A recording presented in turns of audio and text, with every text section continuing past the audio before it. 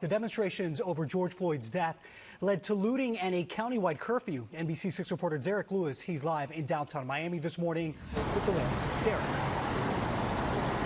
Good morning, Carlos. We are getting a first look in daylight of the damage done overnight during the protests. Take a look here behind me. This was a police car, but it has been destroyed from the fires that were set by protesters overnight. Now, this is just some of the damage here in downtown Miami. A curfew was set. That curfew has expired. It was done about an hour ago at 6 o'clock this morning. But you can see officers are still out here. There are a few officers making sure that things stay in control here this morning. A very different vibe from last night. Police cars were burned on the street. Protesters feeling the agitation of tear gas. An evening in downtown Miami full of protesters calling for change. We're here to, give justice for Black people, give justice for George Floyd, everybody, because, we can't do this anymore. This is exhausting.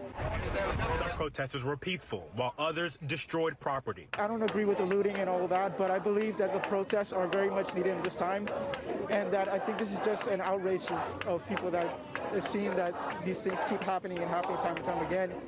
And I just feel like there needs to be more accountability.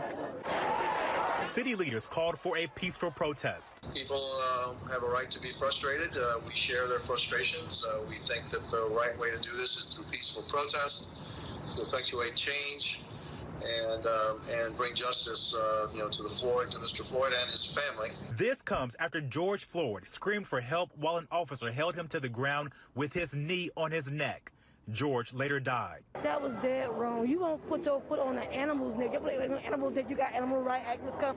Why would you put on somebody's neck? Some protesters didn't put value in destroying property. We can replace money. You can't replace that life. That life is gone. It's stupid.